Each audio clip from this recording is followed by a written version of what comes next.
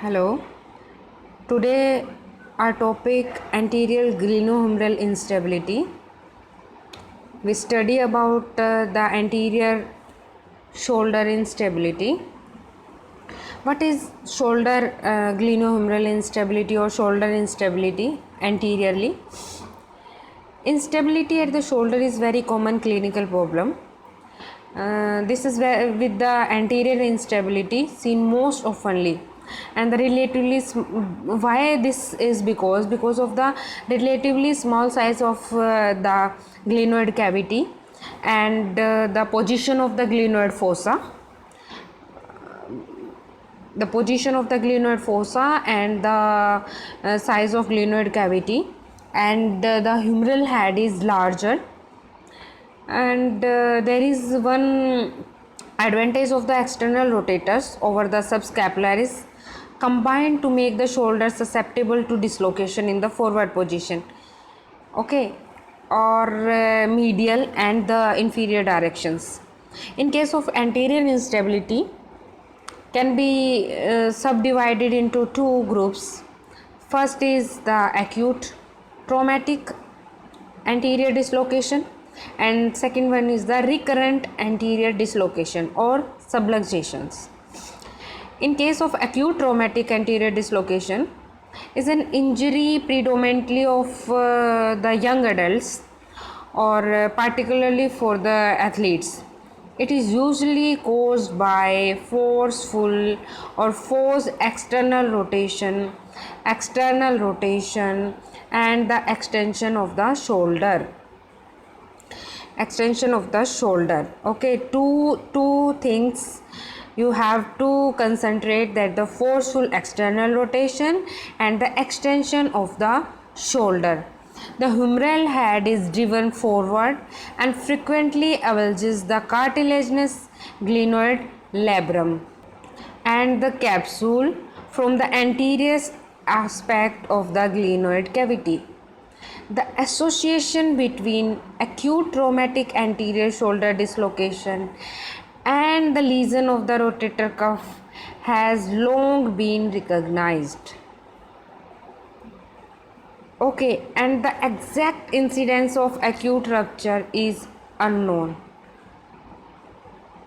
But in various studies, we found that we selected one study, which is McLean and the McLellan study. They suggest that the incidence may be as high as 70% in patients older than 40 years of age. A single episode of anterior dislocation is relatively more common in the older patient population. This group is more likely to suffer injury and secondary to a fall on outstretched arm, with the dominant arm involved twice as often as the non-dominating arm. The older population also has a higher risk of nerve and vascular injuries. Before we proceed for the anterior dislocation or anterior instability, we go through the some points. Okay, in this you see that in this figure, this is the normal shoulder joint, and this is anterior dislocation, and this is posterior dislocation. Okay, what is instability? Instability is the inability to maintain the humeral head in the glenoid fossa. Okay, then you think that why the humeral head not maintained in the glenoid fossa? Due to musculature, or due to weakness of musculature and due to capsular problem, or due to any external force? Okay, dislocation. What is dislocation? The complete loss of glenohumeral articulation. In this case, we are study about the glenohumeral articulation, or in any other joint we study that what is dislocation. The movement of one part is completely loss of articulation. Okay, next we study about the subluxation, the partial loss of glenohumeral articulation with symptoms, or in other joint there is partial loss of articulation. Okay, laxity, what is laxity? Incomplete loss of glenohumeral articulation unassociated with pain. What are the factors for stability? Stability we divide in two parts. One is static factors and one is dynamic factors. What are static factors which are responsible for stability? One is articular congruence, articular version, glenoid labrum, capsule and ligament. They are static. And dynamic, there is rotator cuff muscles, bicep tendon, scapulothoracic motion, negative pressure and proprioception. In osteology part, what we have to study, when you have a patient of anterior instability, posterior instability, inferior, all instability, what you have to always think about the osteology. In glenoid fossa, what are the structures or what are the shapes of glenoid fossa? This is pear shape, and there is a 7 degree of retroversion and 5 degree of subtilt, and glenoid version 30 degree anteriorly. Humerus neck of shaft 130 degree to 140 degree and retorsion is 30 degree. Static factors, normal glenoid is about 7 degree retroverted. If the retroversion is excessive, it lead to posterior instability of the shoulder. Okay, in this you see, if the retroversion is excessive, it lead to posterior instability. Glenohumeral joint. This glenohumeral joint, the humeral head is 3 times larger than glenoid fossa. This is ball and socket joint with translation, and there is a 3 degree of freedom. Flexion extension, adduction abduction, internal external rotation and plus circumduction. Glenoid labrum. The static stabilizers contribute 20% to the GH stability, and the fibrocartilaginous tissue deepens glenoid 50%, and the 3 purposes which are included surface contact area, buttress and the attached site of glenohumeral joint ligament. The labrum increase the supero-inferior diameter of the glenoid by 75%. and the antero-posterior diameter by the 50%. In this case also you see that difference 70% and the 50%. Okay. Capsule and ligaments. Capsules attach medially glenoid fossa and laterally to an anatomical neck of humerus. Pardon me. Anterior cap thicker than posterior and 2 to 3 mm of destructions. Little contribution to joint stability and strengthened by the GHL, glenohumeral ligament and the RC tendon. The glenohumeral ligament, superior, middle and inferior. First we study about the superior glenohumeral ligament. What are the origins? We have to study all about this because they are the factors which can affect the stability and which can affect the dislocation. Okay. Origin of the superior glenohumeral ligament. The tubercle on glenoid just post to long head biceps. Okay. Here you see that the origin part in this picture, and the insertion is the upper end of lesser tubercle here, and the resist inferior subluxation and contribute to stability in posterior and inferior directions. Next we see the Middle glenohumeral ligament. Origin is the superior glenoid labrum and the insertion is the bland with the subscapularis tendon. What are the limits? Anterior instability, especially in 45-degree abduction position, and limits the external rotations. What about the inferior glenohumeral ligament? Origin anterior glenoid rim and labrum, and the insertion is inferior aspect of humeral articular surface and anatomic neck. 3 bands, anterior, axillary and posterior. Acts like a sling, the most important single ligamentous stabilizer. Primary restraint is at 45 to 90-degree abduction. Okay, we study about the ligament. What are the glenohumeral ligament? Superior, middle and inferior. Then we proceed to the coracoacromial ligament, which is secondary stabilizer and contribute to restraining inferior subluxation with the arm at side. Then we proceed to the biceps long head and deltoid. These are also secondary stabilizers and head depressors. Periscapular muscles help position scapula and orient glenohumeral joint and contributes compressive force across the joint.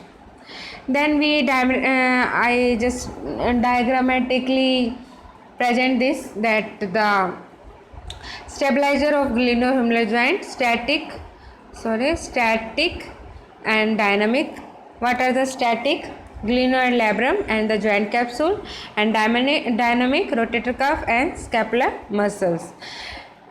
Next, stabilizer role. The static stabilizer deepen the glenoid fossa, maintain the intra-articular negative pressure. In dynamic stabilizers, maintain the humeral head in the glenoid fossa and throw out the shoulder. And what are the scapular muscles? Responsible for the scapular stability, glenoid position and to produce the movement and provide the overall stability. Then we proceed instability. What are the classification? Okay, for the instability, like factors. This is frequency, cause of instability, direction and the degree. In this, what we study that frequency, like acute, recurrent or chronic or fixed.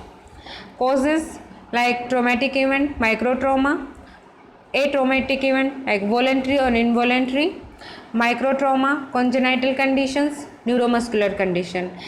Direction, in which direction there is instability, anterior, posterior, inferior or multidirectional. Degree, dislocation, subluxation and microtrauma. All this classification for the instability. Next we proceed that the polar type 1, the traumatical structures. Okay, polar type 2, the atraumatic structures, and polar type 3, that the muscle pattern non-structural. It may be like this, less trauma, okay, and it may be like this, both combination, less muscle pattern. Okay, in spectrum what we study, that the traumatic, microtrauma, atraumatic. If there is direction, less laxity, unidirectional. If atraumatic, then the more laxity and this will be multidirectional. We study about the Bankart lesion because Bankart lesion play a more important role in anterior instability. The traumatic detachment of the glenoid labrum has called the Bankart lesion. Okay. In this, the bicep is traumatically detached from the glenoid labrum, and 85% of the lesion occur in the lower part of the labrum is called the Bankart lesion. Next we study about the anterior instability. The recurrence of anterior dislocation or subluxation is much more common in younger population, or several possible reasons that are the I just given you. Maybe there is a trauma, or there is a muscle instability, or rotator cuff tear. All these are factors. Usually the anterior capsule or avulsion of the glenoid labrum, or a posterior one. Okay, in like in older patient, in younger patient. In older patient there is posterior, and in younger patient there is the avulsion of the anterior capsule, or it may be due to the glenoid labrum. Because of rotator cuff tear associated with the anterior dislocation are more commonly in older patients. They tend to give way first, possibly sparing the anterior structures like capsule, labrum, or glenohumeral ligaments. In younger patient, anterior intracapsular pouch is found, and healing is generally poor. This is also true for the labrum. It may be supposed as well as that the older patient are less prone to encounter situation that provoke to the anterior dislocation than younger patients, and therefore have lower incidence of dislocation in the older generation. Okay, but we have to, like in clinical examination, we radiographic studies, and in physiotherapy point of view, we do some test for the anterior dislocation. Okay, in the acute traumatic situation, the patient will have a history of specific activity or event that caused the dislocation, usually involving a fall on an outstretched arm, or forced movement of abduction, extension, and external rotation. Patient will be unable to use the arm, often will support it with the opposite extremity. And patient will report a sudden attack of shoulder pain occur with the certain movements. The patient may be state that he or she feel a clicking sensation, that shoulder pop out, and lately these episodes have occurred more frequently. The objective examination will usually show some general atrophy around the involved shoulder girdle. Okay, involves shoulder girdle, and the passive physiology and accessory movement testing most often reveal that hypermobility or instability about the glenohumeral joint, especially with the external rotation and anterior glide testing. In assessing accessory movement in the patient, it is important to start with the humeral head. Okay, start with the humeral head and the glenohumeral joint, especially with the external rotation and anterior glide testing. We see that we assess first the humeral head, and this may give a false information and confuse the diagnosis. Why? Because we assessing the accessory movement in these patients. It is important to start. Why it is important to start with the humeral head? Because if we do the accessory movements, there may be we proceed to the fall assessment, or you start with the neutral position, okay, of the shoulder. The apprehension test at the shoulder often reveal a painful hypermobile shoulder and may reproduce the patient symptom. It is important to remember the incident of rotator cuff injury in the patients, and there is maybe like any pathology or glenohumeral instabilities. We proceed that the typical clinical finding is pain with overhead activity. In general, the sign and symptom may be mimic those of the impingement syndrome. Glenohumeral instability, especially anterior, is often associated with maybe slap lesions. Complaint of clicking, popping, and locking of the shoulder are not uncommon. Slap lesions, in my last video you see that I explain about the SLAP lesions. Okay, it is important to note that the anterior glenohumeral instability, what we see that the patient with anterior shoulder instability, especially in the older population, registered testing at the shoulder may show a sign of rotator cuff tear. It is not uncommon that for a stretch injury of the axillary nerve to occur after an acute episode of anterior dislocation. And there is a deltoid weakness as well as the altered sensation in small area. Skin over the lateral shoulder is to be expected, and we find that this also to be true for patient with recurrent anterior dislocation, although the findings are more subtle. Okay, in radiograph evaluation we help to provide a additional objective information or anterior shoulder instability. The Hale-Sachs lesion is a posterolateral notch defect, okay, the compression fracture in humeral head that is created by impingement of the articular surface of the humeral head against the anterior-inferior rim. Okay, then I already mentioned about Bankart lesion, all factor we covered. Then we proceed now to the treatment part. There is we divide the instability into some grading factor that are in grade 1 instability is present if there is a shift between 25% and 50%. Okay, in grade 2 there is grade 2 is present with more than 50% shift with spontaneous reduction when the force is stopped. In grade 3 is present when the humeral head show more than 50% shift without spontaneous reduction and remain dislocated. A combination of laxity and a reproduction of the symptoms determine a positive or negative results.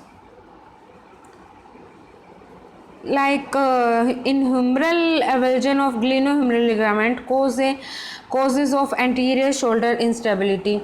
There is researches that they are showing that the humeral avulsion of glenohumeral ligament is as a cause of anterior instability.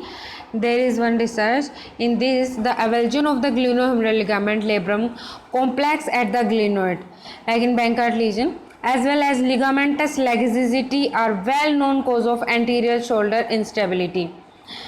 A lesser known entity, the humeral head avulsion of glenohumeral ligament HGL, and was studied to determine its incidence, its role in anterior glenohumeral instability.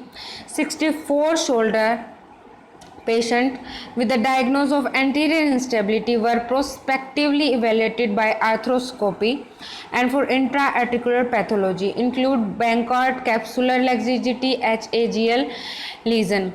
6 shoulder were found to have HAGL lesion and 11 shoulder with journal capsular laxity and 47 shoulder with Bankart lesion in patient with documented anterior instability without a demonstrable primary Bankart lesion. In second study, the anterior labroligamentous and periosteal sleeve avulsion lesion, a cause of anterior instability of the shoulder. The author Thomas J. Nafziger, they found that recurrent anterior unidirectional instability of shoulder is not always associated with classic Bankart lesion.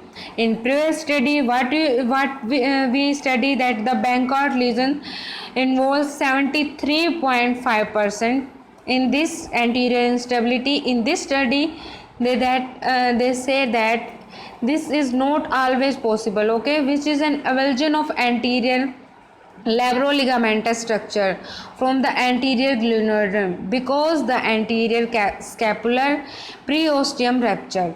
The labrum and the attached ligament are found to float out anterior to the glenoid rim when viewed arthroscopically. The anterior labroligamentous periosteal sleeve avulsion of the supporting anterior inferior ligamentous and labral structures of the shoulder joint was found in 4 of 8 acute primary anterior shoulder dislocations. Okay, we study the two researches. Now we proceed to the treatment part of the anterior shoulder instability.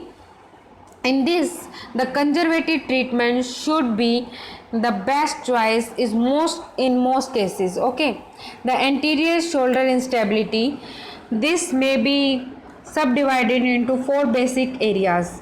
Address sign of inflammation, normalize the quality of motion at the glenohumeral joint and normalize the quantity of motion at the surrounding joints, strengthen the shoulder girdle and related musculatures. Okay, next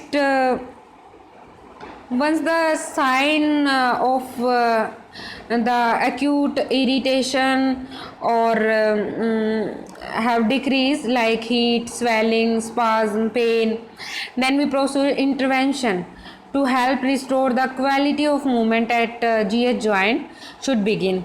We begin with the passive movements.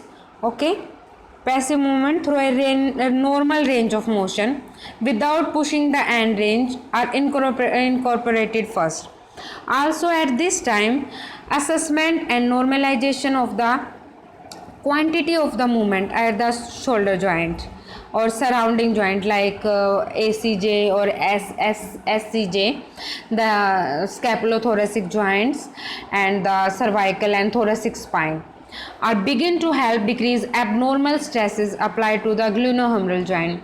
Shorten the musculature also need to be lengthened, and often the patient with chronic involvement will demonstrate tight anterior chest musculature and secondary to the forward shoulder postures. A good strengthening program should be start with the slow controlled movement and with the isometrics and progressive more eccentric contractions and finally to the higher speed activities if we need it. And in between you have to examine, reassess your patient, and we proceed to the daily activities. Like it is important that the posterior musculature be strong, well coordinated and rest of the shoulder girdle. To maintain good joint congruency, the scapula must be able to elevate, rotate with the humerus and must not be allowed to protract excessively, especially with the abduction, extension and external rotation. And the second important thing is the muscle group. We have to strengthen the rotator cuff muscles, and first we strengthen the surrounding joints, and second the scapula, and the second part is the muscle which are rotator cuff muscles involved with the anterior shoulder instability, external rotators, the component like supraspinatus, infraspinatus and the teres minor help to keep the humerus posterior in the glenoid on contraction. It also help to maintain the joint congruence by compressing the humerus into the glenoid. The third muscle which involved is the subscapularis. It may control anterior instability at the shoulder by passively acting as an anterior barrier to the humeral head, as well as dynamic stabilizer to control external rotation. So we divided it into the 3 parts. That first is the joints, which we have emphasizes that there is must be less movements, and then we proceed to the scapula, then we proceed to the muscles, and third we proceed to the subscapularis, which is the dynamic stabilizer, and it protect the shoulder to sublux anteriorly or dislocate anteriorly. When conservative care has failed to stabilize, then we proceed to the arthroscopy, repair or reconstruction, or maybe open repair. Okay, there is some case studies. A 18-year-old male college baseball pitcher was seen with a complaint of lateral superior right shoulder pain. This is lateral superior, okay, right shoulder pain. Symptoms were brought on by throwing the baseball hard for variable period of time.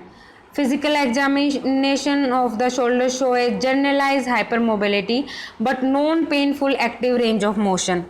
Passive testing reveal a reproduction of symptoms with internal rotation, overpressure, as well as with the quadrant position testing. On resistance testing, okay, the patient was found to have 4/5 strength into abduction and external rotation but without pain. He also had a positive upper limb tension test on the right for limitation of movement and different type of posterior shoulder pain. What they give treatment? Treatment consisted of passive movement to normalize internal rotation, quadrant testing, and registered training program to address the weakness. Over the course of 3 weeks, the patient pain decreased, but the weakness did not change. He was referred for examination to an orthopedician. The MRI scan was ordered. The scan revealed mild subacromial bursitis, normal rotator cuff, okay, structure, and most interesting, a ganglionic swelling of the suprascapular nerve. This last finding explains the abduction and external rotation weakness that could have caused the bursitis during the vigorous throwing movement. Continue conservative care produce good result and include decreased complaint of pain, increased strength, and no provocation of the symptoms on objective testing. A second case study, what we see that in initial she is about 62-year-old. Initially she was 12-week post-operative and had been seeing another therapist regularly for exercise and stretching. On examination, atrophy of the left glenohumeral joint musculature was noted, and the left humeral head appeared to be sublux caudally. Active elevation of the shoulder was limited to 80 degree and was non-painful. In previous case we see that the movements are non-painful. In this case also there is non-painful movement, but the patient show a marked scapular compensation. Also, when the humeral head was palpated during this motion, and the head appeared to be moving excessively, both anteriorly and spherically. Okay, passive accessory movement of the glenohumeral joint show a excessive anterior and inferior glide and moderate limitation to the posterior glide.